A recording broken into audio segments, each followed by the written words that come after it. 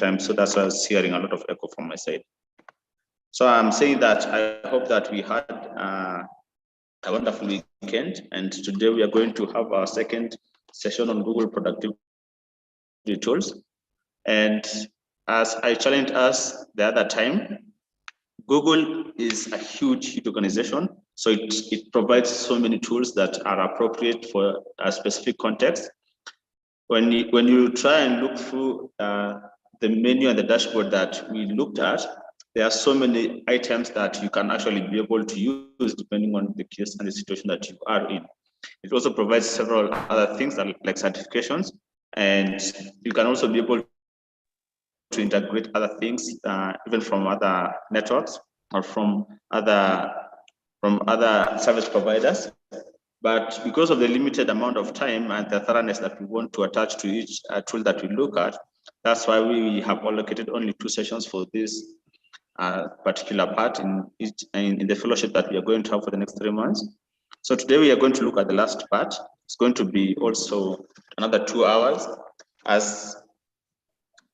have not yet started presenting my screen. That's why it's not yet visible. I'm just doing some introduction and some background, then I'm going to present my screen.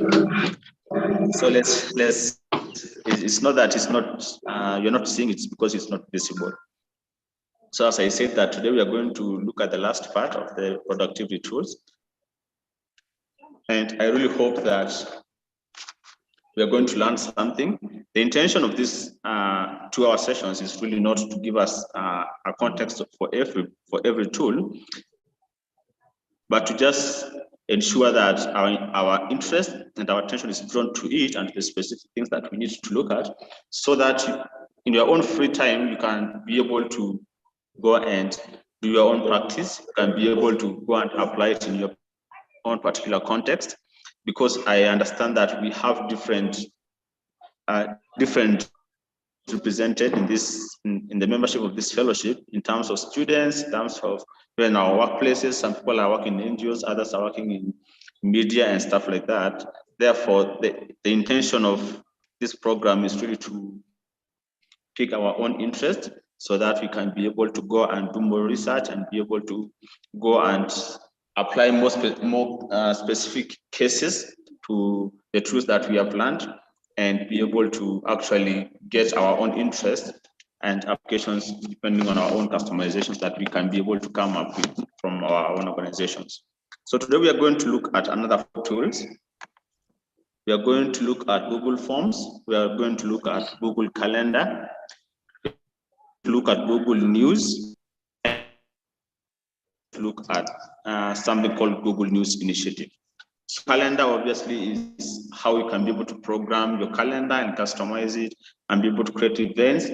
Google Forms really is how you can be able to, it's a tool that you can be able to use to customize and to make your own forms depending on your context.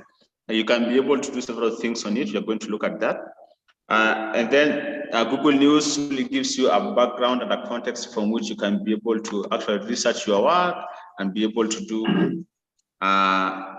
really like a Google search, but for news, not just general stuff or general information like the homepage that Google provides, but this one is customized to be able to look at the topics and the locations and sources, but only for news. And then the Google News Lab is an initiative by Google to be able to tackle misinformation and disinformation, especially with the advance of technology and the past few years, especially since the start of the pandemic. The internet has been awash with misinformation and disinformation, and people are actually trying to twist the narrative in the social media space to be able to suit their own interests and to be able to pursue their own agenda. So Google News Lab is an initiative that has been provided by Google to be able to train journalists and other interested parties to be able to counter the wave of misinformation and disinformation. Of course, we are going to look at a specific topic in the course of the fellowship on fact checking and misinformation and disinformation. but Google News Initiative really is a tool that has been provided by Google. It's customized to be able to target newsrooms and journalists to be able to have the skills and the necessary exposure to be able to identify and see that they can be able to tackle the misinformation in their own spaces. So we are also going to look at that. And we're going to look at Google News Lab as the last option. So I really thank our members and also the participants for even the information that we were sharing in the group on turning off our videos and our audios. So I really commend you guys for that. If you have a question, what you can do is you can type in the question and in the chat box instead of interrupting the presentation. And then at the end of every tool, I'm going to take questions from that concerning that particular tool. So we are just going to go straight to it, and then we are going to proceed from there.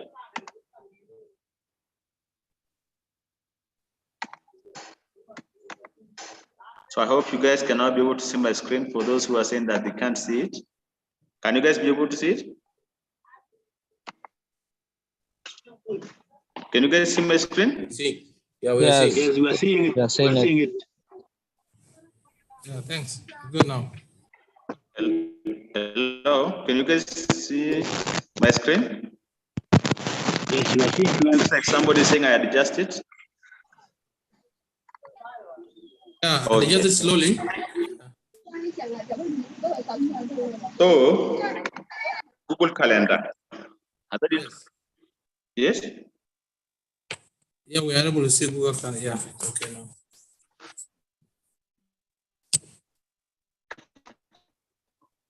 Can you guys be able to see my screen? Okay, thank you. Thank you for the comments on the chat box. Perfect. So we can proceed from there. So Google Calendar.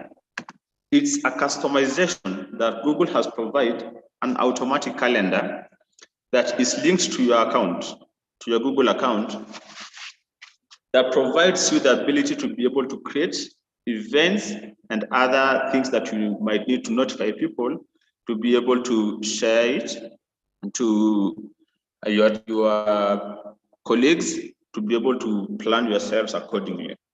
So really, it has a basic outlay like the one we had looked at in the other forms, in the other tools. So one thing you'll notice with Google is its simplicity in the items that it provides for its customers. So what by simplicity I mean is very easy to use, and the interface is very clear and attractive, and it's not cluttered with so much information, because sometimes you find that an organization makes an interface, but the user experience for that interface is completely messed up. But for Google, it seems that they have really gotten the skill to be able to actually customize the interface that it provides for the customers, so that the landing page for each tool is extremely clear and very concise and customized in such a way that it makes it very easy for you to be able to use it. So Google Calendar is divided into three main sections. The first section is the tools bar at the top. Gives you obviously the name of the calendar, gives you the date, the month and the day. Then it gives you several search and filter controls. And then the left-hand side provides for you the calendar for the month. And then of course it gives you the ability to be able to create your events and your tasks, and also to be able to add in the calendars as we are going to look at. And then the last part, of course, is just the highlights for that month, that obviously you can be able to customize, as we are going to look at. You can be able to customize it into month, into week. You can also be able to disable the weekends, so that you have not really but a far less cluttered interface to be able to add in your events and to be able to share with your colleagues. So the first thing we are going to look at are the controls at the top, which is obviously where we usually find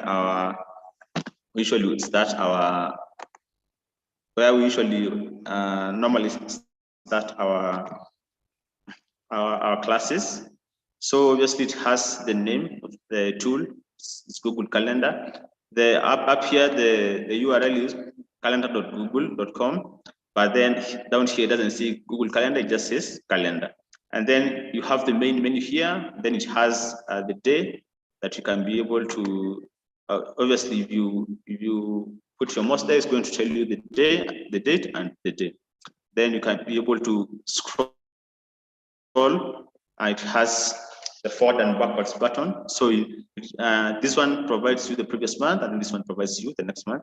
And obviously, the month that we are in is not. You cannot be able to edit that. Somebody has already raised their hand. I don't know. Can you guys?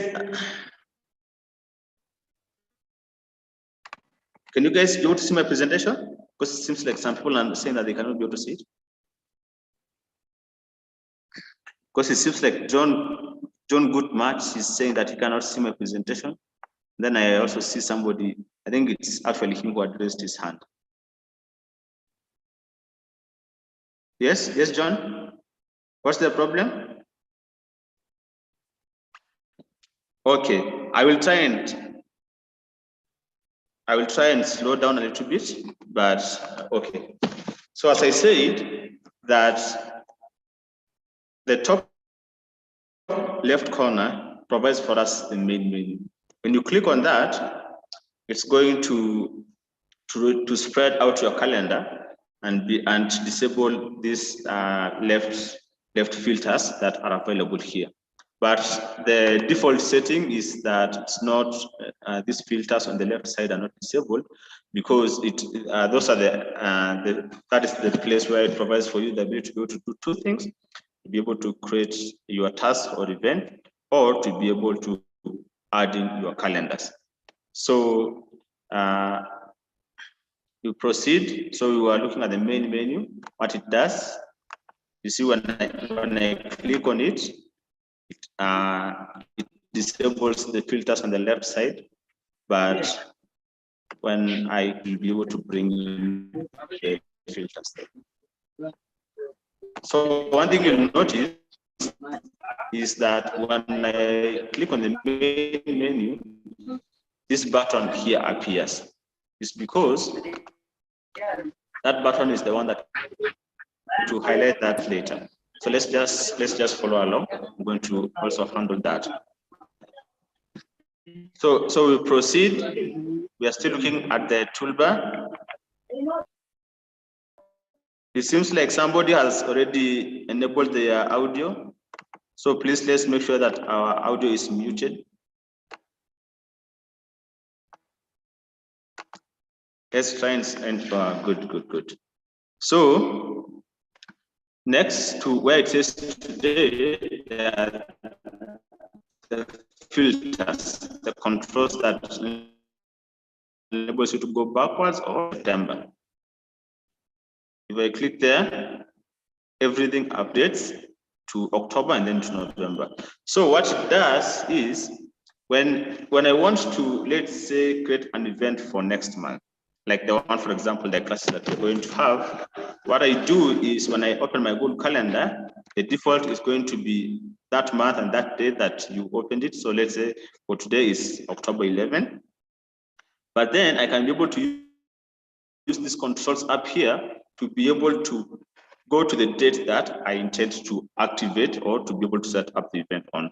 So let's say I want to create an event for November. I click on that, and then you see everything updates. The calendar here updates, and then also this calendar that is displayed in week form is also updated. So if I click again, it goes to December. I click again, it goes to January 2023, and so on and so forth.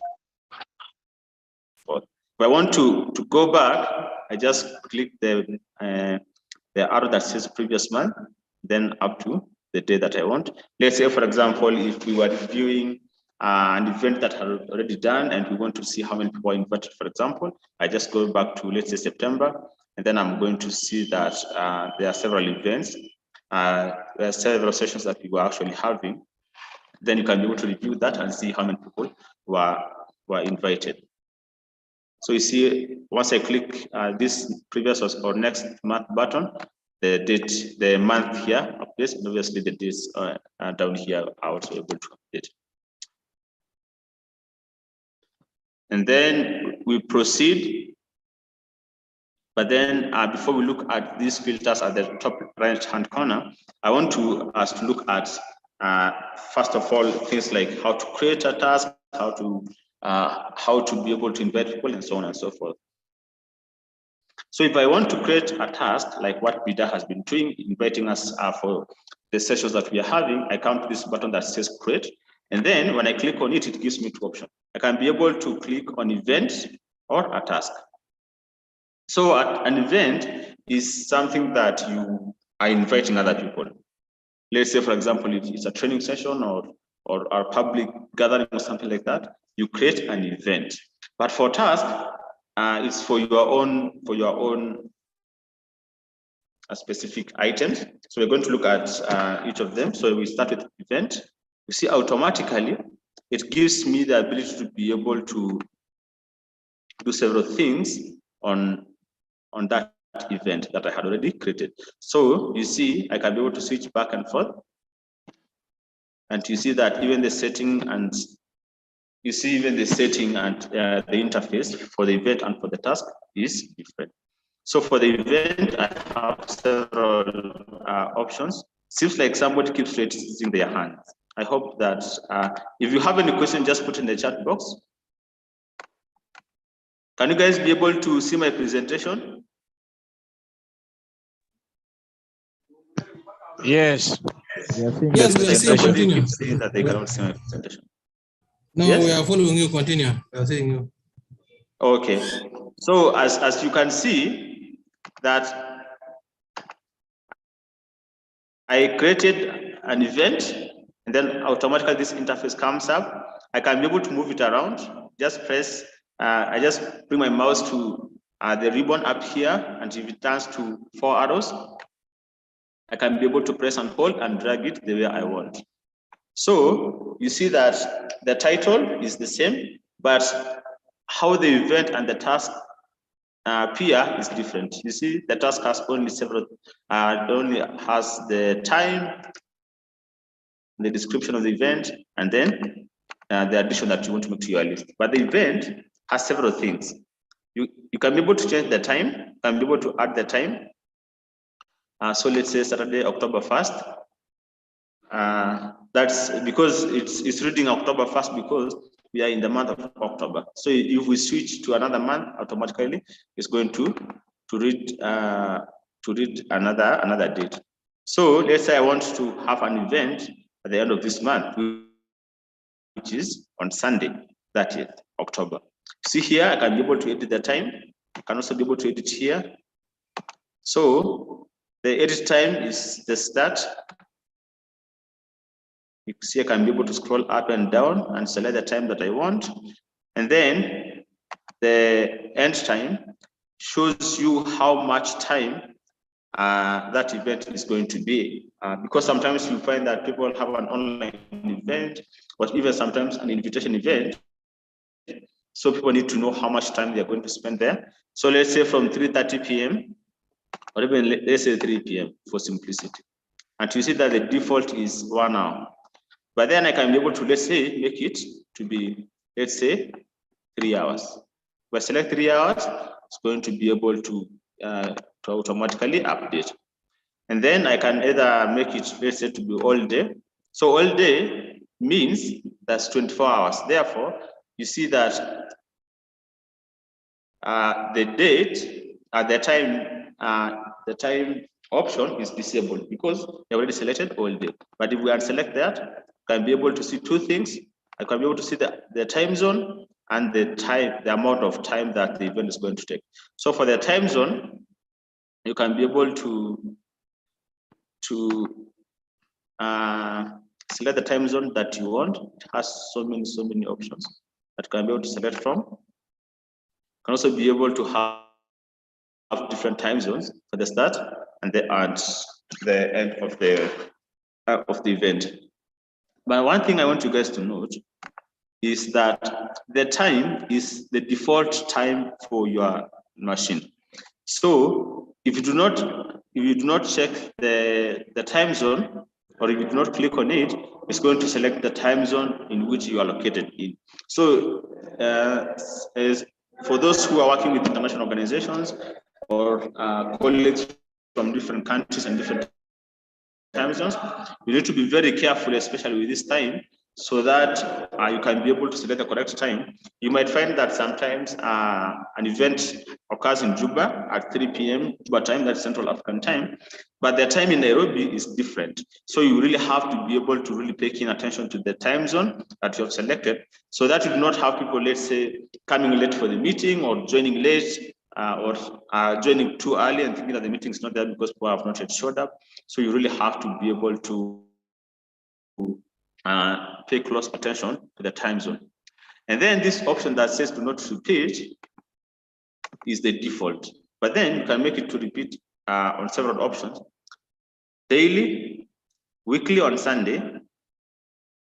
And the reason it's on Sunday because the day that we had selected here was on 30th, so it's on Sunday.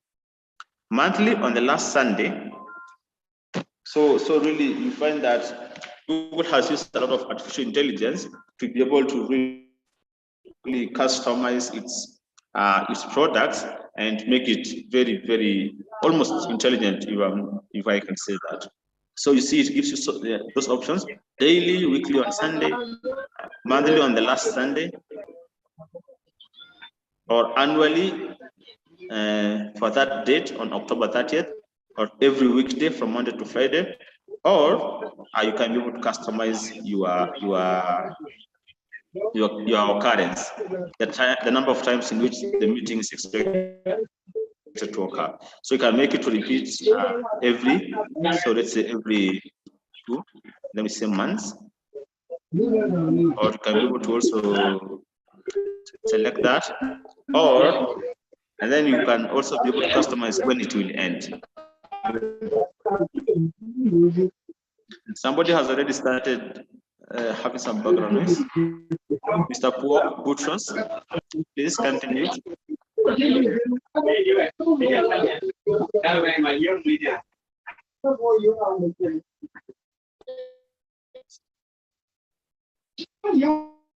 Somebody please tell Pork to mute. Okay, that's awesome. I think it's muted now.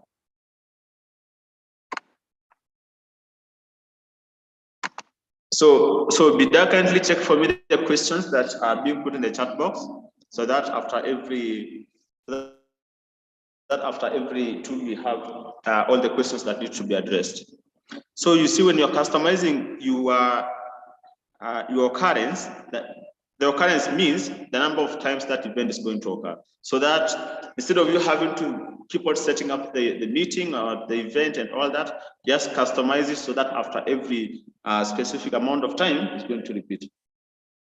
So you can either make it to end, and the default obviously is never. So if you select never, and then I check on the occurrence on the calendar, even if it's 3100, is still going to be there because they are out. You have selected this default of never end. But you can be able to also make it to end after this date, or not after, on that date, or you can be able to change the number of occurrences that the event is expected to occur, so that after those events, you can be able to just undo it, and you're going to have the notifications disabled. So there is one thing I forgot to tell you guys. You first of all need to help to show the date of the event. So let's say training review. So that should not have untitled event. So that was for the customization and the time. And then you can be able to do several other things. You can be able to say add guest. So add guest is those people that are going to be shared that event with. So what you do is you just add in the email, and you see automatically the emails that that have those initials in your mailing list are going to come up automatically. So let's say here we can have Peter, because I can be able to use him as an example. So you can be able to make optional, or can be able to show. I don't know why it's saying that. My internet is semester. I hope it's stable enough for you guys to be able to follow. You can also be able to generate automatically a Google Meet link. Okay, let's first finish with the guests, because you see for the guests you can be able to grant them the access features that they are going to be able to see. So they can be able to modify the event, they can be able to invite other people, they can be able to see the number of people who have been invited. So those are the three options that the invited guests can be able to have. So let's add Nelson. So you can be able to mark optional, or can be able to remove. So so when you check at these settings, let's say you can be able to modify event, set as default. So you see the default is they cannot be able to modify the event, because Google makes the assumption that you are the owner of that event. Therefore, you cannot be able to have other people modify the event the way they want. Also be able to add a location. So let's say Singers Hub.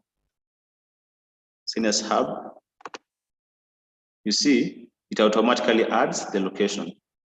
Also be able to do a preview for the location that you have added on Google Maps. Then you can be able to add descriptions. And you can also be able to attach the files that you want those people to actually have access to. So let's say if I want to attach a file, you see it gives me the option to be able to attach files from so many different locations that we have looked at. I can be able to look at recent, upload from my laptop, and able to get from my Google Drive, and able to get those that have been shared with me, start computers. So you see, you can be able to actually get files from different locations and just able to add. And the way you do that is you can be able to just use this add attachment field and option. Then if you click on it, automatically that interface is going to come up and you can be able to add your files. So let's say here, this is to provide review of the training. So once you have been able to do that, you can also be able to attach attachment as we had looked at. You have attached the location, you have automatically generated a Google Meet link.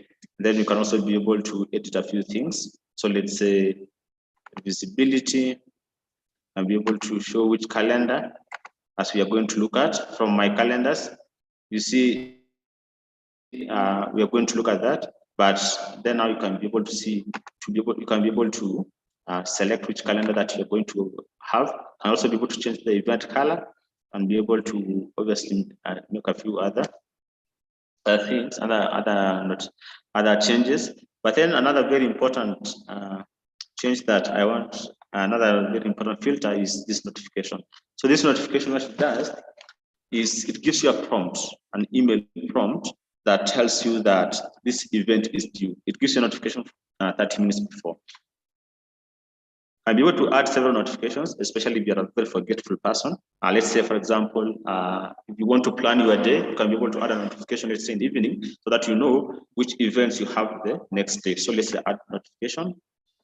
So you see, you can be able to customize the notification that you have. The default is, let's say 1 day before. So it's going to give you 2 notifications. 1 day before, that is 24 hours before the time that you had set, or And also after that, just 30 minutes before the event is due to start. So you can be able to add as many notifications as you want. And then once you have been able to add those notifications, you can also be able to check on more options. You see more options gives you the takes you to really a view of how you have customized the event. So you can be able to see the guests, the permissions, and be able to see the event details. You can be able to see the location, the notifications, and also a few other things like the attachments and the preview that you have provided. So let me remove Nelson. So once I'm able to do all that and I'm satisfied with how the event is set up, all that I need to do is just say save. And then it gives you a prompt. Would you like to send invitation emails to Google Guests? So you can either be able to go back to editing, let's say if there's something that you want to change, or you can be able to say don't send, but the default is send. Because the assumption is that once you have added the guests to the event, you can be able to, you want to share the event with them. So when I say send, Bida is going to get an automatic notification that there is going to be a session at that time. Obviously, our time is fast. That is to add another one. So what it does is once I've already sent that that event is going to automatically send a notification to the guests that I have put in my mailing list, and then it's going to take me automatically to this interface that I started from. So that's how you create an event. A task, I know we might have some questions. So obviously, okay, if there's a question I've seen in the chat box, I'm just going to answer that straight up. So if you want to be able to add a Zoom link, that part that says the preview, you can just be able to paste your link there, and it's going to automatically send the link to the people that are invited to your event. So now I want us to create a task. The settings for a task are not a lot, so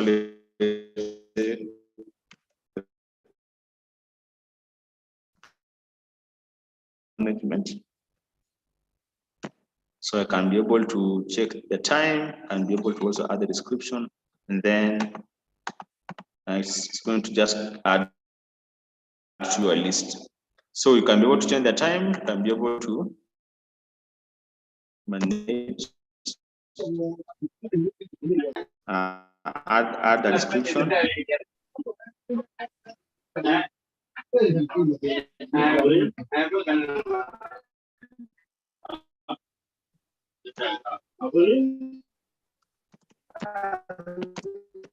So your own individual use, you see that this one does not have,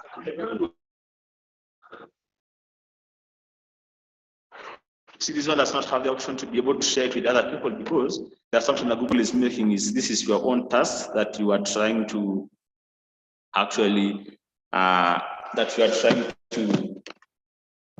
notify yourself, so that you not maybe forget or something like that. So it has very simple interface, just the name of the event, of the task, the time and the date, then short description in it.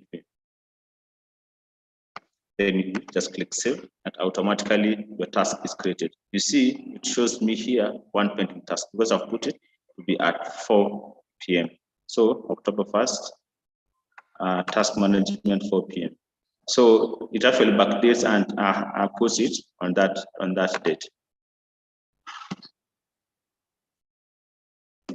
And you see automatically up here it has created the event that I have created for myself. So that's how you create an event and a task.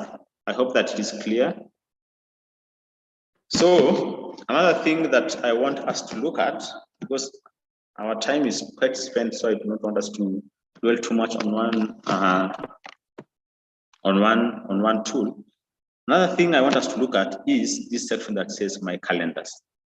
So my calendars gives you the ability to actually be able to create your own calendars. So let's say, for example, you see, because for me, I have several calendars here, and also be able to. Okay, so I have several calendars here.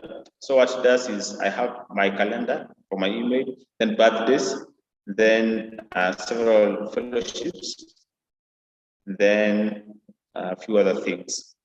So what I can do is I can be able to add other calendars. So what I can do is I can be able to add a calendar. When I say add a calendar, it's going to give me several options. So it gives me the option to be able to subscribe to a calendar. So subscription it's a calendar that has already been made. Let's say, for example, you want to subscribe to a calendar by, let's say, UNHCR. So when I say subscribe to calendar, it's going to give me the ability to be able to choose the calendar from which I want to be able to subscribe to. And I choose it through their email. And then I can also be able to create a new calendar.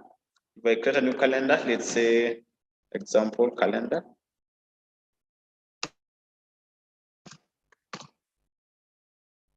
And then, okay, I don't even need to do the description. I can also be able to edit the time zone. And then I can be able to, it automatically generates the owner. So if I say create calendar, when I come down here, you see, I already have example calendar added. You see down here, it says example calendar successfully created. I'm able to configure it. And to configure it means make it to synchronize with the rest of the emails. And then you can also be able to, so that is create a calendar, subscribe to a calendar, then browse calendars of interest. So what that one does is it gives you the ability to be able to subscribe to several calendars and be able to, obviously for the birthdays, you not even need to have that. For regional holidays, so let's say if I have a holiday in Kenya, there are several calendars that I can be able to also subscribe. So let's say public holidays and other holidays. So if I say browse all, it's going to give me holidays in virtually any country in the whole world. So let's say if you have an interest in another country, you can just be able to subscribe to the calendar, then automatically it's going to generate, automatically add it to the calendar that you have. You can also have global religious holidays, and add Christian, Hindus, Jewish, Muslim, and Orthodox holidays. Also be able to add sports calendars. So let's say for football, I don't know if that's American football. Yes, that's American football. And then you can be able to add their calendar. So you see, for example, for this one, it's very customized to the extent that you actually have notification for each. Can be able to know when the game for each team is going to be played. Same case for, let's say, basketball.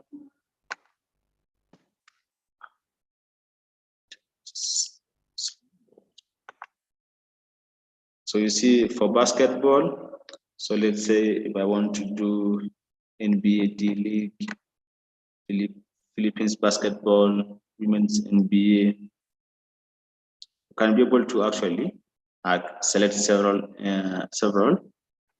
basketball calendars that you want, and also same case for these other sports. Then you can also be able to put in for the phases of the moon. So it's going to give you the notifications of the phases of the moon. So you see that it gives you the ability to be able to browse the calendars of interest, and then you can be able to add to your calendar, and it's going to give you notifications whenever those events come up. So you see here, because I had chosen the public holidays for Kenya, when I come down here, I'm going to definitely have holidays in Kenya as one of the calendars that I have. Also be able to import and export. You can also be able to grab a calendar from my URL. So the importance of this part for import and export, it means for, let's say, for example, if I'm HR or I'm the CEO of a company and I want to give notifications to all my management on specific events that we are going to have for the year or for the financial year or even for the quarter of the year or something, whatever I want to notify my management on, I'm able to export the calendar. When I press on that, it says for me import or export. So let's say export. If I want to export, I can be able to, you can download all calendars, you can view and modify in a single archive. So you see, it gives me the ability to actually be able to export or to be able to import and share the files, the calendars with the rest of the team, specifically, instead of having to keep notifying them and that the events are there, something like that. So that gives you really the filters and the options to be able to really customize your calendars so that you have all those events synchronized in one place, so that you do not have to keep adding events and stuff like that, but everything is synchronized and put together in one place. So I really hope that this interface on the left-hand side is clear, because I just want to look at a few things and then we can be able to ask questions. So the other part I want us to look at is this part that says here, settings menu, support, search, and then the customization up here. The customization up here is also, in fact, a very important part, because when I click on that, I can be able to customize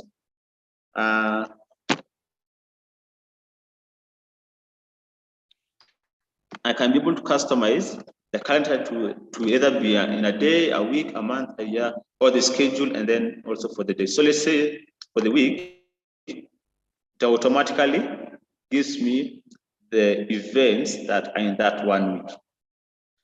And then if I say for, let's say I say a year, it's going to give me all the calendar for the whole year. It's going to give you the calendar for the whole year. And then if I say, let's say schedule, it's just going to give you the list of the events and the things that are coming up for that you have already notified, that you've already created in your calendar. And then let's say, so for the month, I can also be able to disable the weekends. So let's say if I want to just show Monday to Friday and just say, do not show weekends, it's going to give me the days for Monday to Friday. So really that shows you that you can be able to customize your Google Calendar according to the way that you desire it. And then it's going to really appear in a very user-friendly and very easy to use mode. If I say show weekends, automatically Sunday and Saturday are going to be added to our calendar. So the search, can be able to search several things. And obviously you can be able to customize your search using this drop down. So for the search, let's say I want to have, let's say, classes,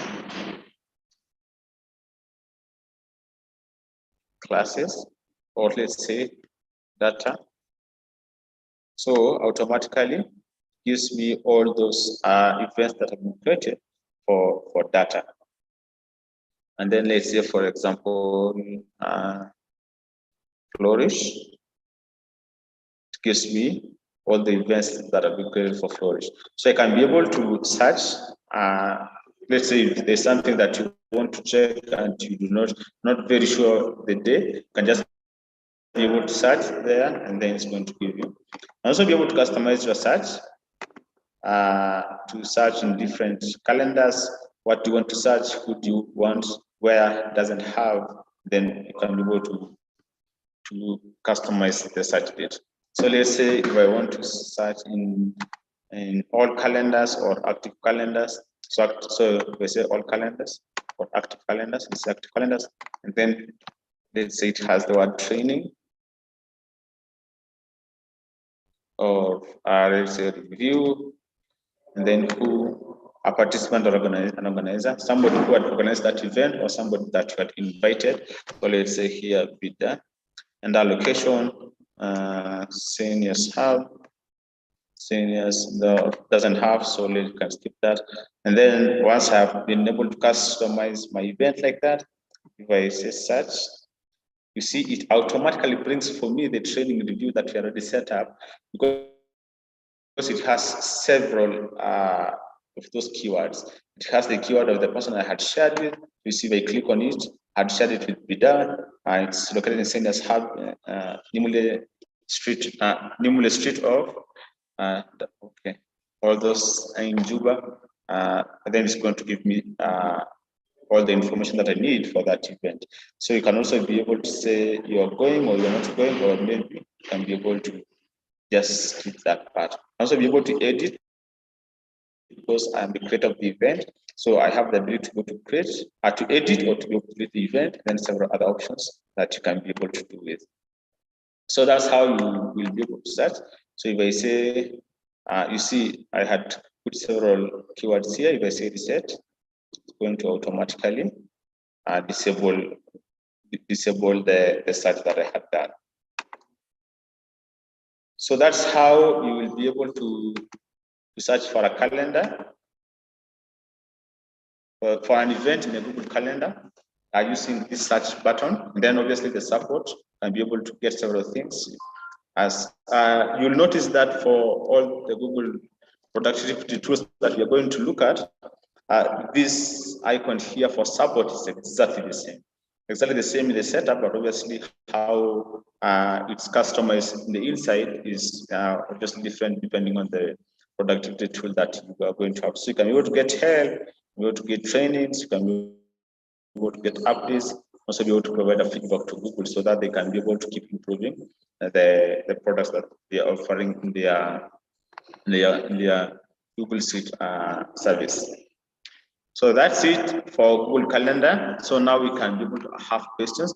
I see my time is really going, so I'm going to really try and see if I can be able to improve on my speed.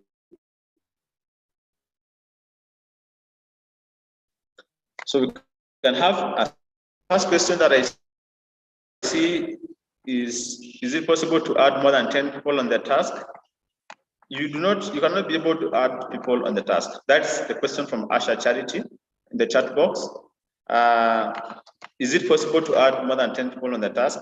You cannot be able to add people to the task. So you can only be able to add people to the event, but it's not limited to the number that you can be able to. Because that's why sometimes you find you are invited to an event, but there are other, let's say 50 people invited to it. So I don't think there is the limit can be able to go to a very large number. Okay, for adding the task, I'm going to repeat on that.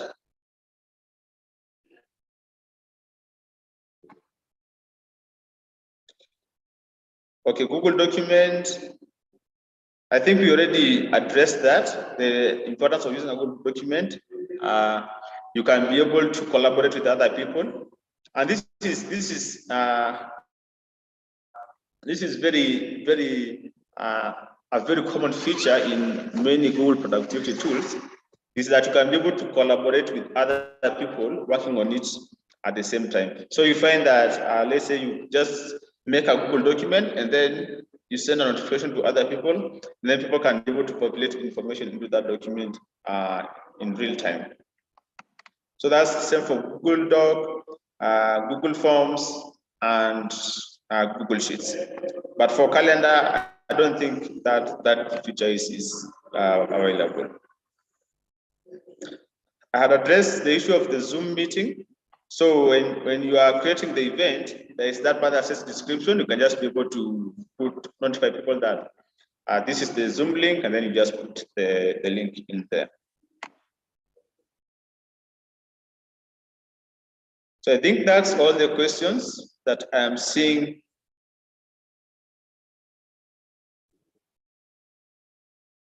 So there's a question from John Agwek. I want to create an event for group work for 3 months. For example, how they create it. So I'm not sure I understand what you mean by 3 months. So like the group is going to be for 3 months or for Or what do you mean? Because if it's for 3 months, you can just make the event to keep repeating day by day for the next 3 months. I think we had already looked at how to be able to do that. Okay, wonderful. So another question. So there are 2 questions from, okay. So there are several questions I'm seeing here. One is repeat how to add a task. How possible can you share the calendar event with others? And then repeat to create the link. So I'm just going to address those questions quickly. So if I want to create an event, I come to the right-hand corner at the top, the place that reads create, that has the plus icon with the Google colors, which is the icon for creating stuff for all the Google productive tools. So if I click create, it's going to give me 2 options, either to create an event or to be able to create a task. So if I want to create an event, because there's somebody who had asked, how do I share the event? So I'm just going to add that. So let's say just here event. So there's the name of the event, and then the time. We had seen how you can customize the time. And then to share the event, you add guests. So I really hope that is clear. To share the event, you add guests. So let's say here I add Bidan. I'm going to use him as an example because he's my colleague. So if he gets weird notifications like this, he knows we are doing practice for the class. And you see automatically, Google automatically generates a Google Meet link for you. So here, when I say, so the Google link is automatically generated, but you have to add the location if it need be, but it's not compulsory. And then let's say for add description or attachments, you see, I can be able to get, so I'm answering that question for, let's say the Zoom link. So if I add description, let's say this is the Zoom link.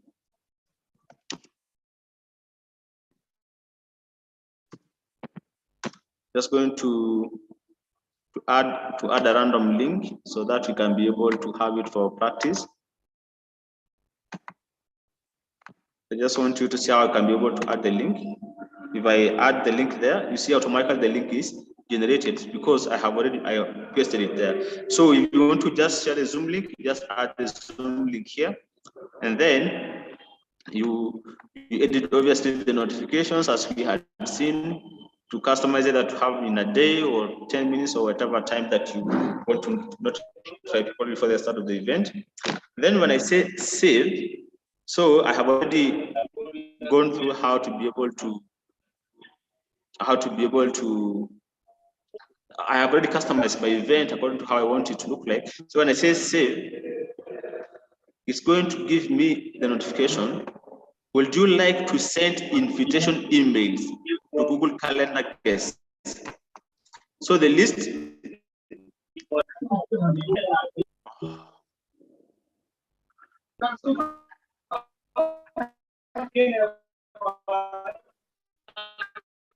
So I just noticed that I had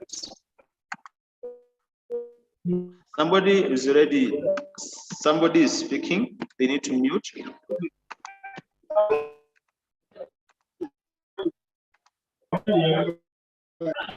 So when I say send, when I say save, Google knows that you already added the guests. So when I say save, it's going to give me this option. Would you like to send invitation emails to Google Calendar guests? So when I say send, it's automatically going to notify the people about the event, and it's also going to be able to save the event for you on your Google Calendar. So that's how you create the event, and that's how you share it with other people, and that's how you add the Zoom link. So I hope those questions are clear. For the task, the same thing. So just say create, then you go to task. So for task, you do not have that option to be able to share it with other people. So let's say tasks ahead. Can be able to customize the time. can also be able to add the description. And then once you have customized the time and the description, just click save, and it's going to be automatically created. It says tasks created. So you see on that date, on that time, it has those tasks. The task has already been created. So you find that it's a very simple interface for the tasks. So you can be able. So when I click on it, and on the date that that task is, I can be able to say mark completed, and it's going to automatically say that the task has been completed. It's going to cross it out, and it's going to make it to be less visible compared to those events that are already that are not yet attended to. So if you mark complete, it's going to do that, but you can also be able to just delete using when you click on the event, on the task, it gives you this interface to edit or to be able to delete the task or to be able to go back and close that interface. So if I say delete, automatically it's going to delete the tasks.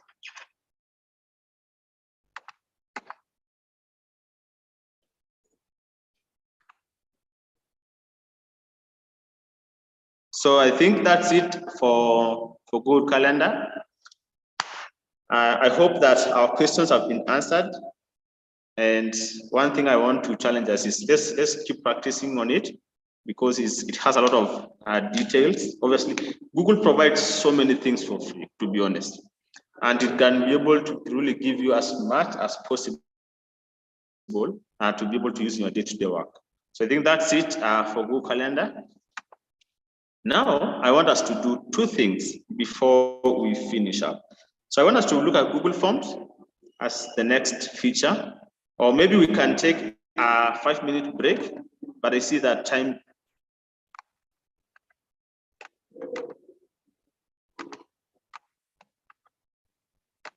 So I see that some people are asking questions. I don't know if some people missed the first session because people are asking about Word document and Excel, and I think we covered that. But they can be able to refer to me directly and through my email, and then I'm going to address them on their specific questions. Because I do not want to keep going back and forth for the rest of the team, and we have many people who were part of the first class. So in case if you have questions on this we already covered previously, either you can ask Vida for the link to the YouTube live stream, or if you can be able to refer to me directly. Okay, so I want us to look at Google Forms. And I see somebody has raised their hand. But Ayen, you have a question?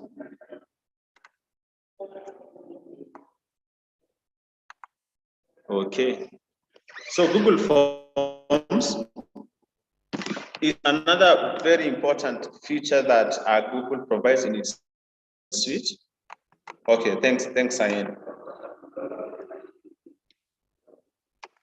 So Google Forms is another feature that really gives you the ability to be able to create forms. And this is another very, very helpful tool, especially for data collection. And if you are somebody who is interested in things like research, if you are somebody who is interested in, let's say, analysis of customers or things like that, Google Forms comes in handy in a very, very helpful way, because it gives you the ability to really automate your work and be able to just generate a form, and then when people populate the form and keep giving feedback, can be able to really you can actually be able to link it to Google Sheets, so it's automatically extracted. The responses are automatically extracted, as we're going to look at, and you can be able to have feedback provided in a much more synchronized way, so that it makes your data collection work much easier. We are going to look at Google Forms. The way you access is obviously using the 9 icons at the top left on your email. So when you come to your email, the 9 icons up here, if you scroll down, you are going to have the access to Google Forms down here. And if you click on that, it's going to take you automatically to the interface for Google Forms. You can also be able to use the link and search directly. So let's say you have your Google app here. If you have already, you can just say Google Forms. It's automatically going to give you several things, so you can be able to. So let's say if you want to open, you can just come to here that says open. That's for sharing, and be able to just also open directly from the link, and it's going to give you the access to the Google Forms. We're just going to look at how you can be able to handle several things on Google Forms. So what we are going to look at three things. The first one is how to create a Google Form. How you customize, how you make it attractive, how you customize it to be able to view, to be able to make it in the way that you want it to look like. But I'm going to use a very, very simple example because of time. But it's a challenge for us that we keep going practice. We keep practicing to ensure that we can be able to actually get maximum use from the tool that's provided by Google. So how you create forms is once you have accessed this interface through your email, there is an icon at the bottom right-hand corner. It gives you two options. So the first option is to create a new form or to be able to choose from a template. So what a template does is normally what all Google templates do, really, to be honest. What it does is really simplifies the work that you are doing, because let's say if you are doing a questionnaire research on, let's say education, it's going to give you a template that is appropriate and that is usually used by many people to be able to get information on education, let's say, or industry or music or stuff like that. So if you say choose a template, it's going to give you so many templates. I'm able to choose a course evaluation template, be able to choose a contact information, an event reservation template, or a party invite template, and then obviously several others. So personal, teacher sign up, event registration or work. So order form, job application, time of request, education, assessment worksheet, and course evaluation. But then also here it gives you the ability to be able to create a blank questionnaire, because a Google form is basically a questionnaire, and we are going to look at that. So I want us to create a blank one, and then we see how we can be able to just populate and add in several things. So when I click on create a blank Google form, it's going to give me this interface. And this interface has several sections. It has three sections. The first section, of course, is the ribbon, which is common to all the productivity tools. So you can be able to customize it. Example form. I always advise people to use this as the first step in anything that you do. And you see this is automatically saved because the tools are web-based, so they automatically get saved once you have renamed them. And then, so you see here, it says all changes are saved in Drive. Then you can be able to change several things and be able to customize the theme as you're going to look at, and be able to do a preview for the Google form, and be able to undo or redo. So move back and forth and be able to send, and then you can be able to have several other options that we are going to look at. So you can be able to make a copy, and be able to move it to trash, can be able to get a pre-filled link, can be able to print, can be able to add collaborators. So this part that says add collaborators is a very key part, because it gives you the ability for people to be able to. Can you guys be able to hear me?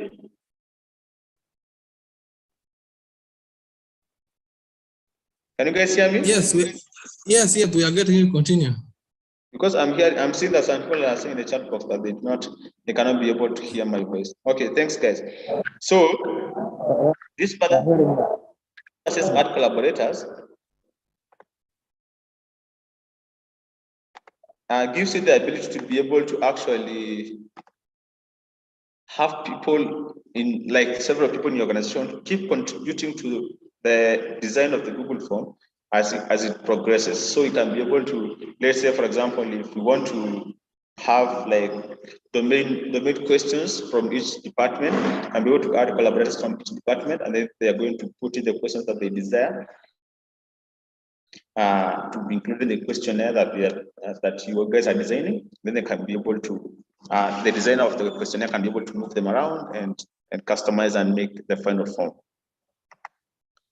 And then there is the second part. So that first part was the ribbon. The second part is these three settings, these three options. So you can be able to look at the questions, you can be able to get the responses, or you can be able to change the settings. So questions are the ones that you are designing down here. Responses are those responses that have been given by people. And then obviously it will give you the ability to be able to do the setting. So here you can be able to see how many people have responded to the questionnaire. Let's say 5 people, 10 people, 20 people, so that you can be able to see if you guys actually approaching the target or you're lagging behind in terms of your schedule and the target audience and the amount of information that you are anticipating to collect. Then for the setting, you can be able to do several things. So you can be able to make it a quiz, you can be able to change the issue of responses. So the default is to collect email addresses. In fact, what I'm going to do is for the setting, I'm going to skip first and design the questions so that you can be able to see how change to the settings brings about a change in the kind of information you are collecting. So for the questions, this is one of the basic examples, basic features for the form. So here is just the introduction, so example form, and then you see here, this form is collecting emails because in the settings we had said that the automatic, the default setting is to collect emails. So what it does is the responses that people are, the email addresses that people are using to respond to the questions are automatically included in the responses until the content is going to be generated for the responses that are going to be generated by the respondents to the questionnaire. So that's how. So you can be able to change the description. This form aims to collect data. It's just something simple like that. Obviously, if you want to customize it, you can be able to actually customize it in a way that it explains to the respondents why you actually create the data or the aim of that form. Obviously, they're also going to see on the name of the form. And then we come down here. So this is like the introductory part. And then we come to the questions. So we have several, we can be able to have several things.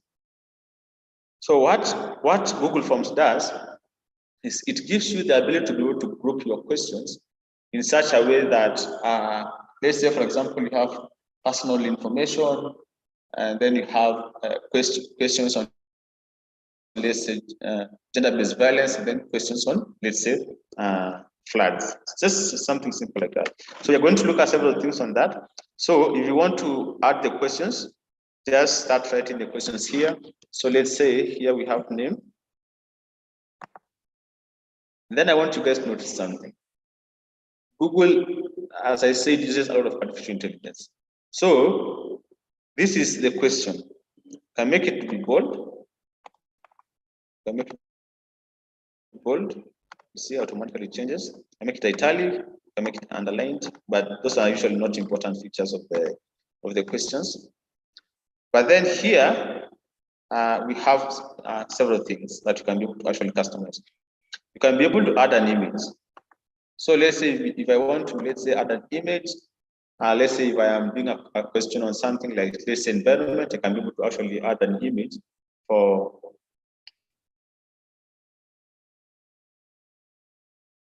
So Joseph is raising his hand, so I'm seeing a lot of movement on my screen. So I'm going to give you the option to be able to ask your question later. And then, so for the name, that's the question. And then up here on this right-hand corner of this interface for designing the question, it gives you the ability to customize the kind of response that you want for that particular question. Because you find that the kind of question that you put to the target audience is dependent, is going to determine the kind of response they're going to have. So there are several options. Can be able to have so many options. So you can have a short answer. So let's say just write your name, or you can be able to have a paragraph, can be able to have a multiple choice, can have checkboxes, drop down. They can be able to upload a file. Let's say if they are doing an application for a job, they can be able to have a linear scale of responses, can be able to have multiple choice, checkbox, date, and time. So I'm just going to do each for each of them, and then we are just going to move a bit quickly because of time. So let's say we have a short answer there. So whatever option I choose here, that is what is going to show down here. So the question and then the response that the input response that is expected. So there are a few other things that you can be able to do to that. I also do not know what's drawing the lens. We had the same challenge even the other time. The green lines, my apologies for that. I don't know what keeps drawing the lines. Because even if I try to remove the screen, you see, even if I keep trying to remove the screen, even if I switch back and forth, it's still there. So my apologies, we just have to work with that for now. Or I can stop sharing and then maybe I can be able to share it again. Okay, perfect. That has disabled the lines. Thank you. So let's say I can also be able to do several customizations for the question. I can be able to duplicate the question. I can be able to delete the question if I don't need it. I can be able to make the question to be required. So what that option does for the required part is the respondent will not be able to move to the next question until they answer that question that is required. So for example, if there is information that you must absolutely get from the respondents, you activate this part that says required, so that you can be able to actually ensure that they give you that response. So if I need to add a new question, I just come to these icons up here. So there are several icons here. So there is an icon to add a question. If I say add a question, automatically it's going to give me, so here you can see gender. Let's try to move a bit faster. So for gender, you can be able to have multiple choice. You see it has automatically detected it's a multiple choice question. And then if I have multiple choice, I can say here male. And then here you can have, you see it gives me suggestion.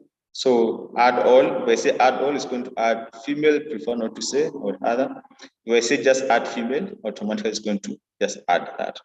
If I want to say, let's say other, if I say that, it's going to add all that. But then if I want to remove those responses, I would just click on the X button here at the end of the question. You see all these X's here, then I can be able to just remove them. So that then I'll make it also to be a required question. And then, okay, so that's how I add a new question. So let's add a final question. Then let's say age.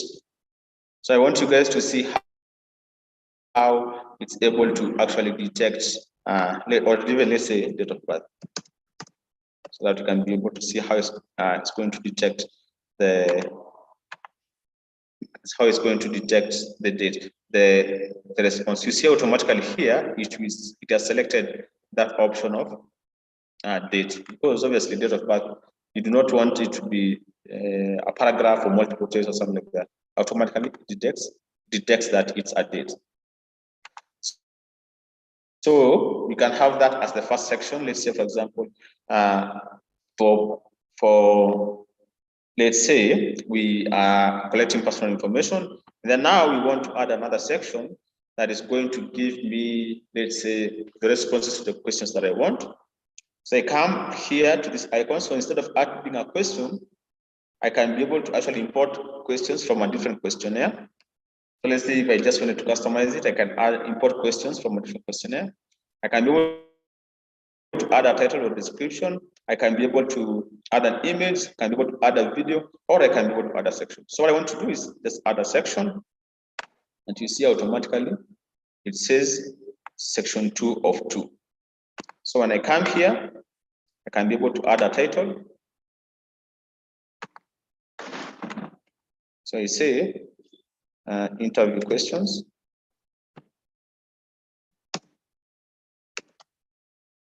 And I can make it bold. Maybe I can make it bold like that. Descriptions, okay. So I do not need to actually keep adding the description. So I can be able, so once I have that section, and just start adding questions. Okay. How floods affected. So I want to try to move a bit faster because you already seen how you can be able to add the question. So this is a paragraph. So just make this a paragraph response. So long answer text. So make that a required question. If I want to duplicate it, I just duplicate it like that. And you see automatically, I'll have 2 questions that have the same responses. So let's say, is your, do you know any displaced family? Just going to try and make a few questions. So I can be able to have a multiple choice. So I have here, yes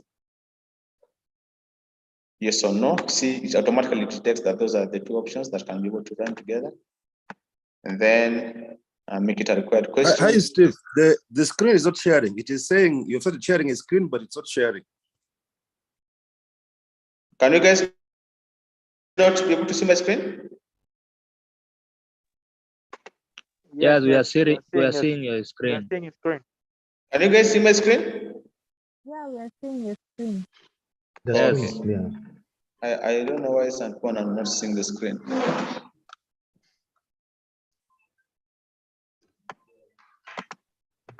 Let him join Okay. and let him leave and join again. It will be all right. Okay. So maybe you can leave and join again so that you can be able to see the screen. So those are the questions that we have. So let's say, okay. Thanks guys for those who are seeing the screen. Those who cannot see the screen, they can leave the call and then they can join again. So once I have already had my section questions complete, let's say if I want to remove this part, I do not need it, so I can just say remove. So now I have 2 sections. This is to collect information on the floods.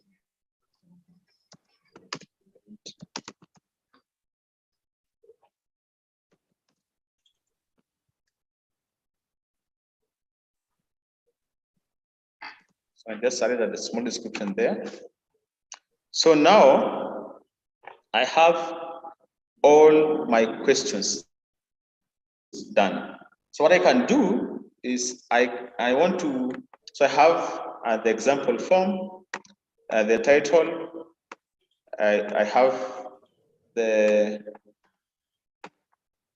the questions, and then I have the sections, the second section for the interview questions. So once I've already designed my questions, I can be able to go to the responses, and you find that sometimes you try to fill a form and it's not able to like it says that form not accepting responses. That is because when you reach, let's say the time in which, the end of the time in which you are allocated for the data collection, or you reach the target, You just come to your form and then you disable responses.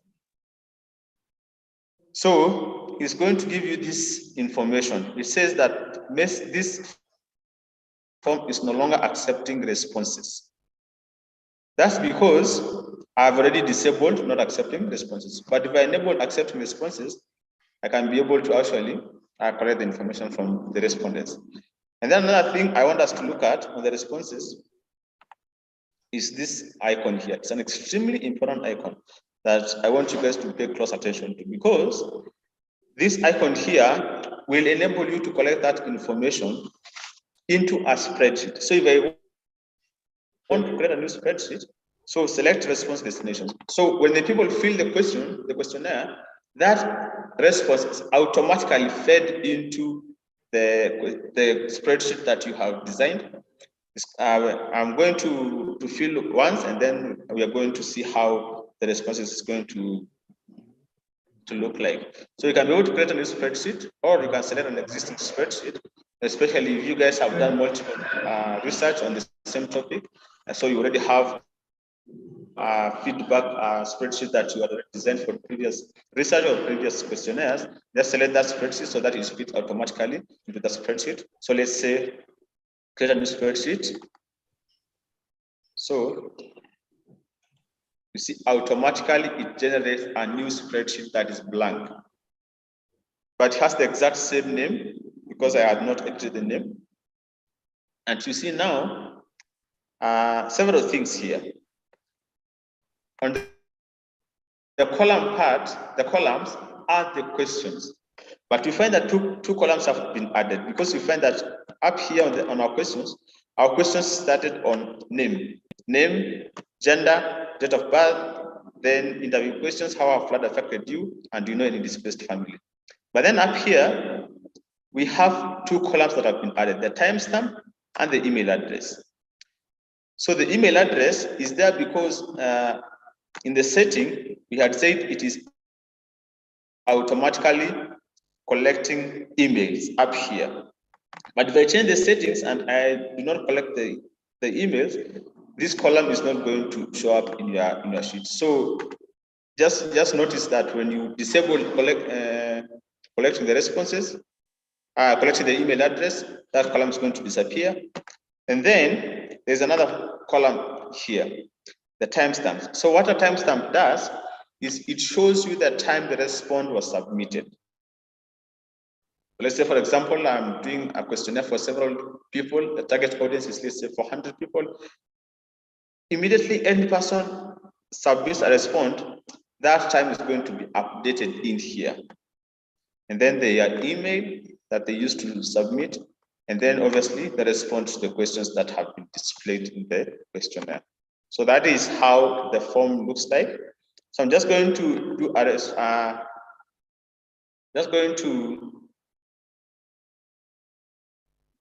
one response so that we can be able to see how the responses will look like.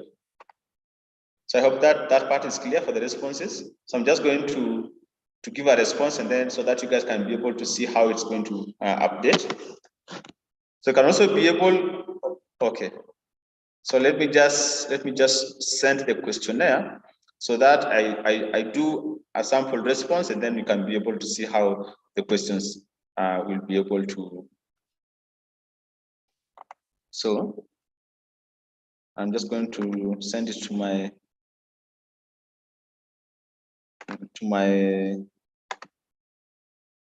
other email, and then I'm going to, so you see, waiting for one response. My email automatically gives me a notification that a Google form has been shared. So when I come to my other email,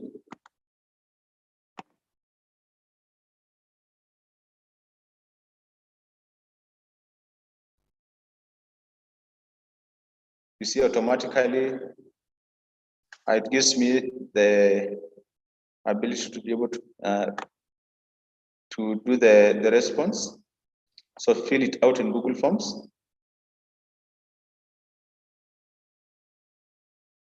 So let's say required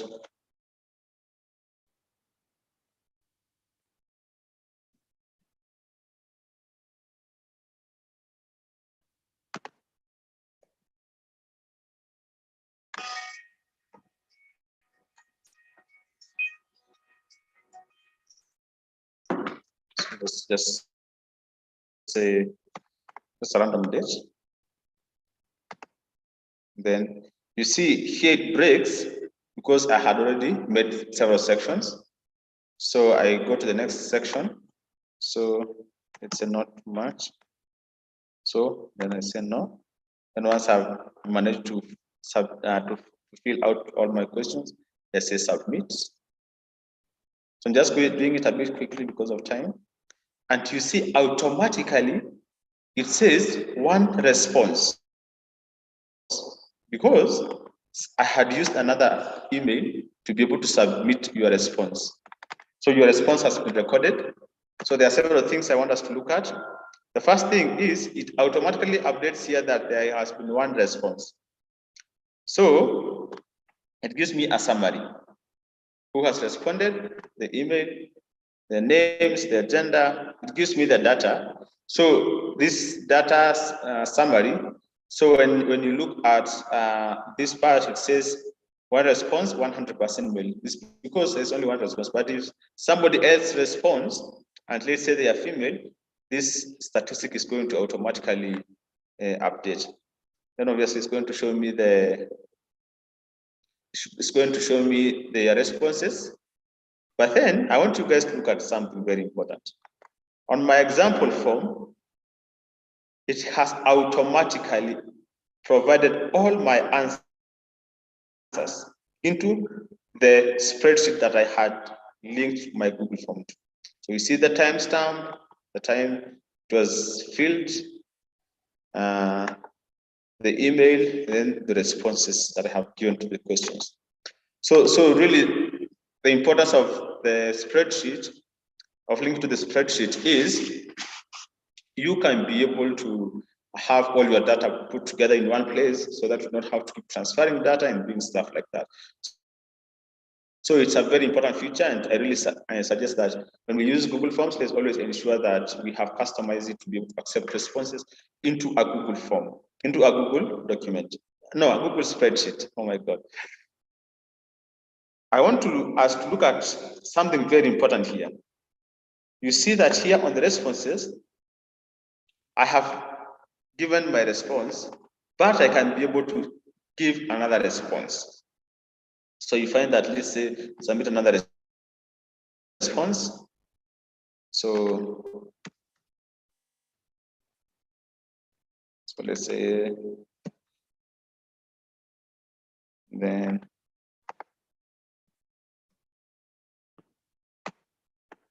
or let's even say here, and then here I have female, and the date of birth, let's say that, then the next, very much.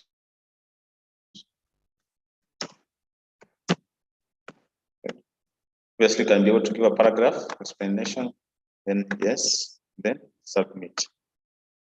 So you find that because this part is activated, this person can be able to submit as many responses as they want.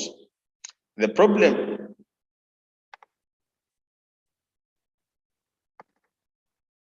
with that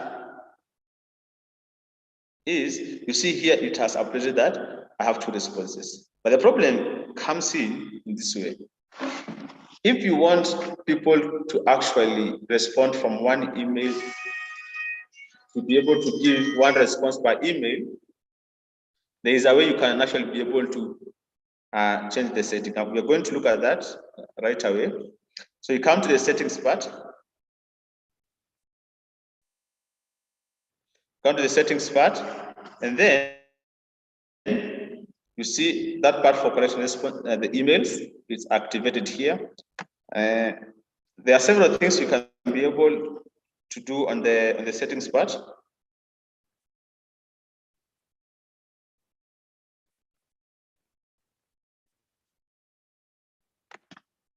There are several things you can be able to do in the settings part, and some of them is you can be able to collect the email responses, and be able to send the respondents a copy of their response. So it shows them how they have answered the questions, and then you can be able to allow the response editing. So they can be able to edit their response or not. And then this very, very important part is you can be able to limit the number of responses that an individual can be able to submit to their email account. So the importance of something like that is twofold. Number one, to prevent duplication of the information that an individual is submitting. And also, if you want to generate a mailing list, you do not have to go start doing data cleaning and stuff like that. It automatically limits the number of people, the number of responses to one.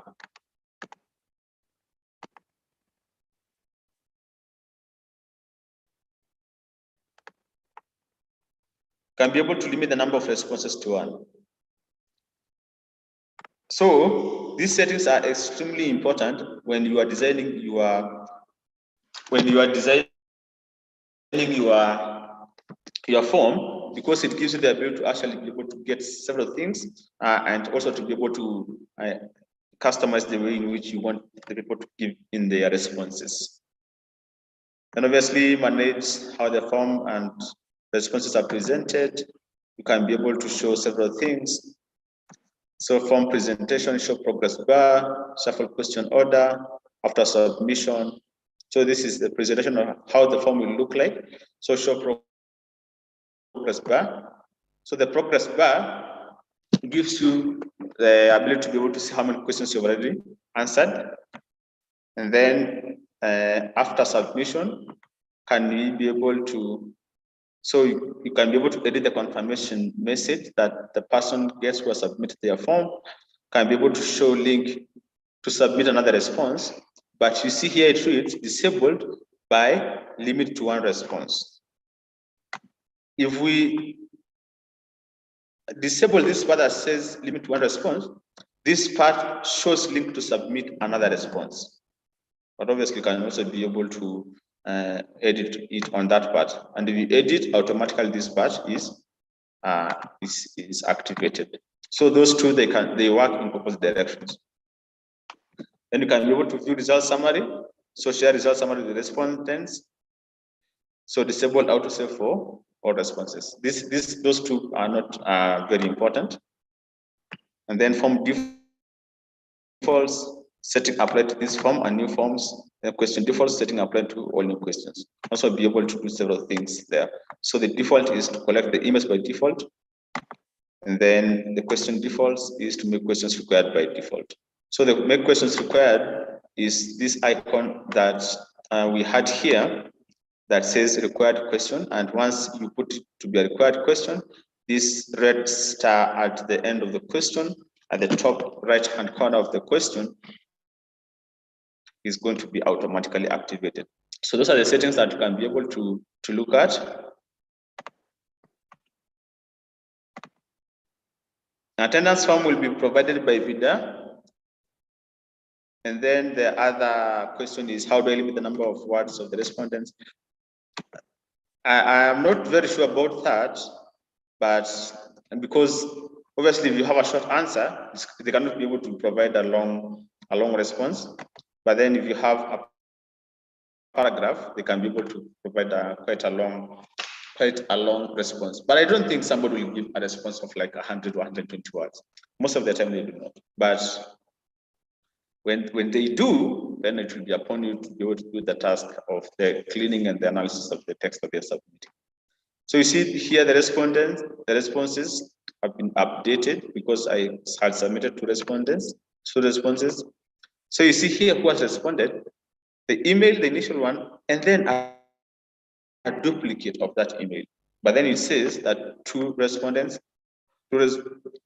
for the question, the name, Stephen Ann, and then the gender, then the date of birth.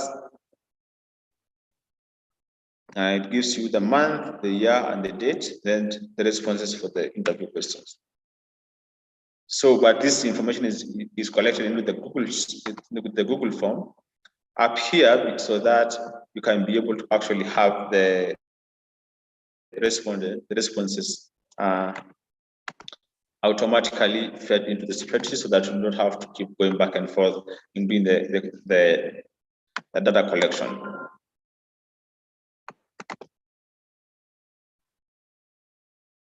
So that is really mostly what mostly those are the basics of the Google form. And then another thing that I want us to look at before it seems like we are just going to do these two things for today. So I don't know if Vida will be able to arrange for us to be able to do Google News Initiative, or I can be able to slot into that the data journalism class. Because I really wanted us to be quite thorough on the, if you do like 5 items, we are very thorough on it. So that's why we only have about 20 minutes remaining, so we can be able to just look at this, because there are several other things that we need to look at. So for the questions, I wanted us to look at a few other things. Let's say, for example, you want to shuffle how your questions are. You want to move them around. So what you do, so you find that here we have name, gender, date of birth. But then I can be able to move this question up. I just press and I just highlight it so that the 4 cornered arrows are displayed, and then I press and hold, and then I move it up and down up to this location in which I want it to be located in. So that shows you that you can actually be able to just move the questions around, and then you can be able to look at the edges and see how you can be able, because let's say, for example, you might want to let's say order your questions, you can be able to actually move them around like that. So you see that this number of sections will determine the number of pages, so to speak, that your questionnaire is going to have. So it's usually not advisable to have many sections. One section is usually enough, but you might find that if the questionnaire is quite long, especially if you are doing data collection on a lot of detailed stuff, then that's the time you need to have several sections. But if you're just doing basic data collection of like 5 questions, 10 questions, it's usually not advisable to have several sections, because people are less likely to give you more thorough responses if they have to keep moving back and forth between sections. So really, and that part for the sections is not very advisable, unless if you are doing a long research that has quite a number of questions.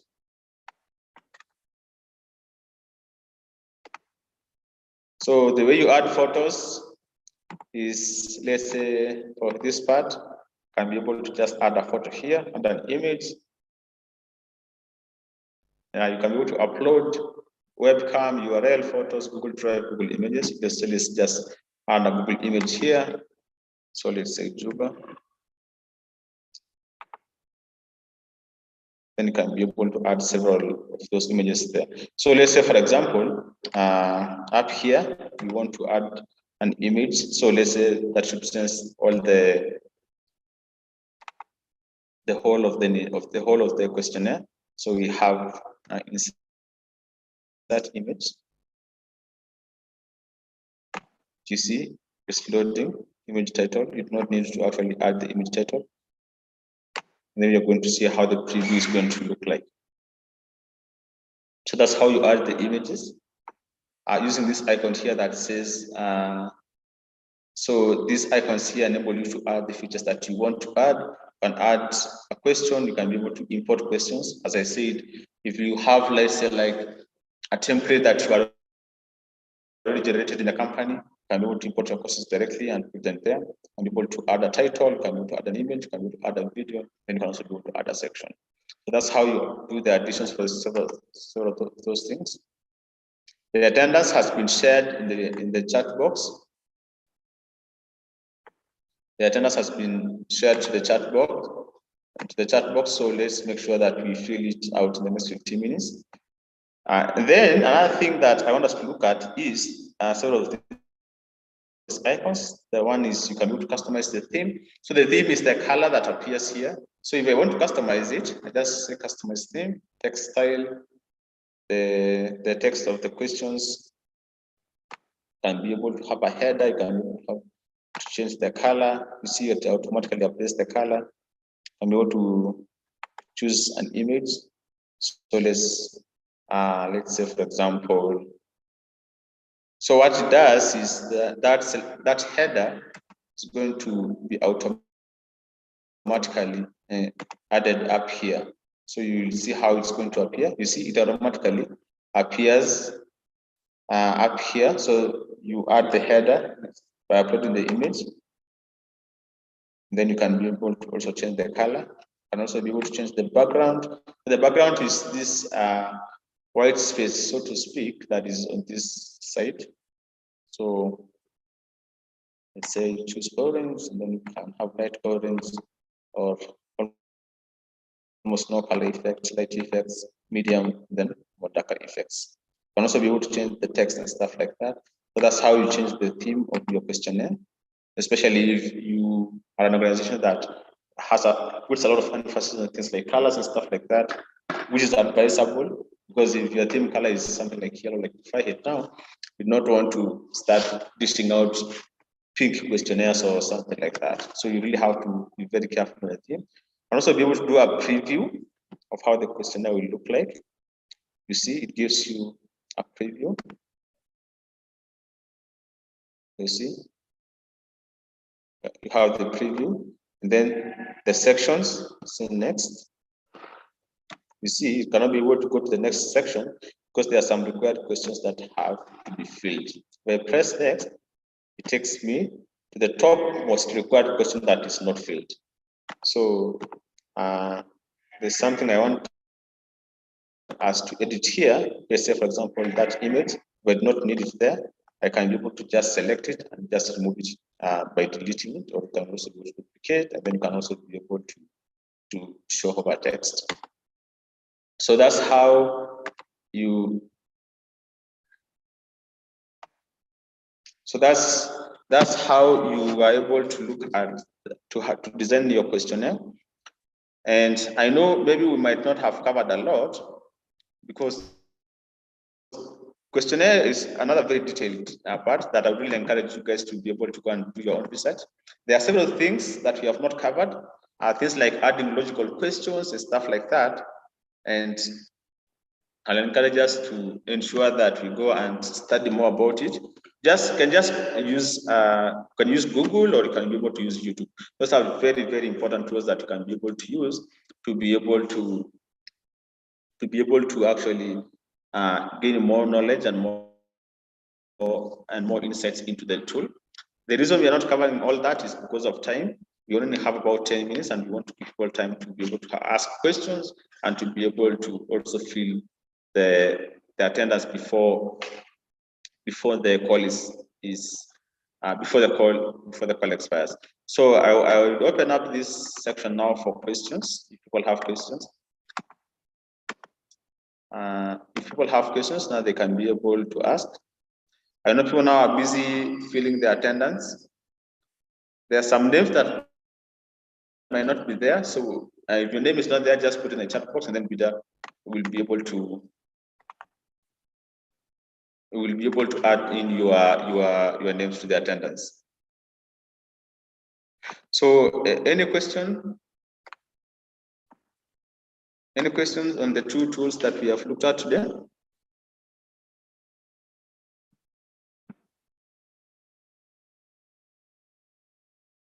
Any questions, guys? Ajing Deng? Yes. You have a question? Well, yes.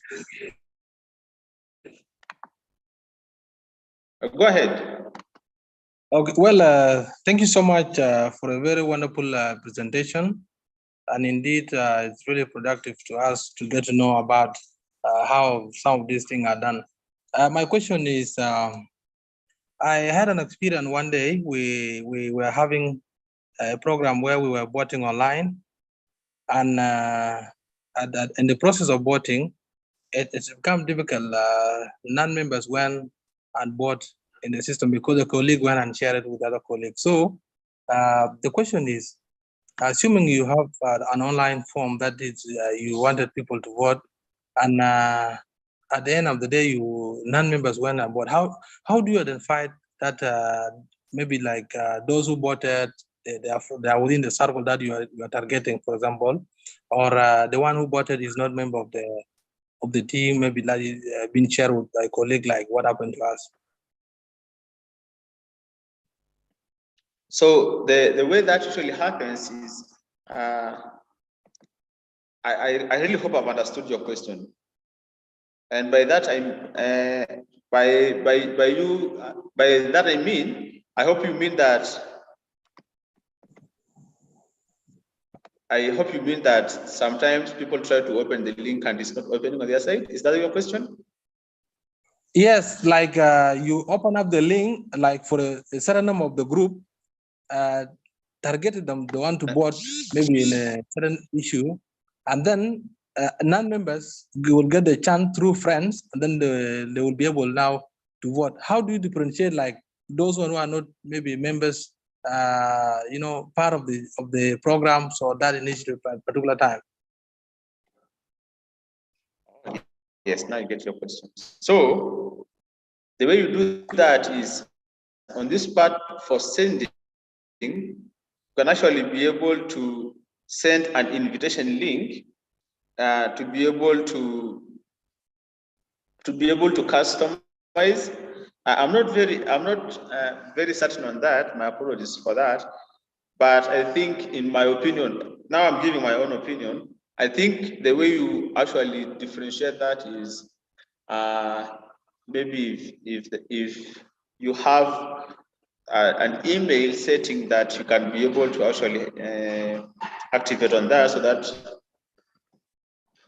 only those people that have been invited to share the link, to those people that you have invited to fill the link can be able to fill, so that those, like, if somebody gives you the link and they are not the one who designed the questionnaire, they cannot be able to fill that. But that's a very good question. I'm going to do more research on that, unless if somebody else has. Maybe Bida can give us a suggestion on that, how to be able to actually customize who are the respondents to their questions. Maybe Bida can add maybe something on that. Yeah, Steve, I think it depends on the election, because, like, he's saying that it is for a specific group of people. So definitely they should have the list of those people who are supposed to take part in the elections. So what they can do is they can look at the responses that have been submitted, and then they consider those ones who are not in the list invalid votes. So that is how it works. Or else, if they are using, for instance, a corporate email like the one we use, defyheadnow.org, then you have to make sure that only respondents who are from defyheadnow.org are able to respond to that email. So that is how it works. All right, thank you. Thank you very much, Peter, for the response. Any other question? Our time is so much spent. I hope you have been able to fill the attendance list for those who can be able to, have been able to see their names. I hope you have filled the attendance list, because so that when the call disables, you do not have people complaining that they have not been able to have access to the. Not all of us have filled the attendance, because some of us are missing the names still. Bidai is working on that. I hope he's noting the names. I'm sure he's noting the names of those who are not part of the who are not in the drop down list for the names. Any other question before we finish up? Yes, Steve. Yeah, and then with the issue of the attendance, if your name is not in the list, then you have to write it in the chat box. I have already added those ones who have written their names. If you have written your name in the chat box, then you just click on the link again. You should be able to see your name. Okay. There was somebody with a question. Yes, Steve. I think mine is not a question, not such. I think the question the other colleague asked and Bida responded I think that could be one way one can filter. Then secondly, also, like right now we have a control measure already of using the names, the drop down. So once you know the people who are supposed to vote, you can use the names, and that is a control measure. I think that can also be used for the voting that the other colleague was asking about. Otherwise, nice training, and thanks. Thank you.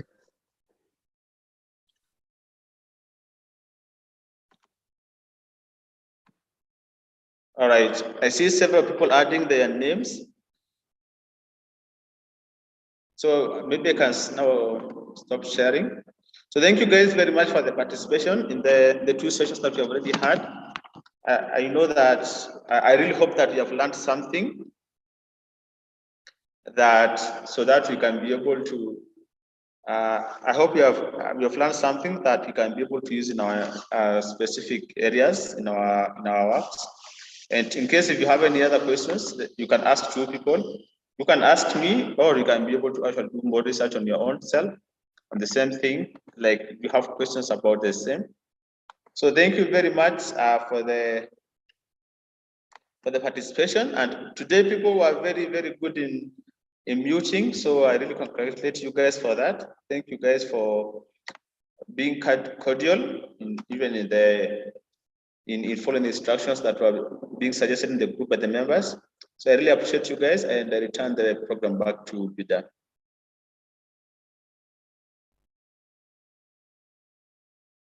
Yeah, thank you so much, Steve, for the nice presentation and for the second session of this training program. Next week, on Thursday, we'll have our third session. And please, I have already added the names. Those ones who have put their names, I have already added that. And you are free to leave the meeting. And please do have the very best of your afternoon. Except if your name is not in the list, you can remain in the room so that we sort that out. But if you have registered your attendance, you can leave.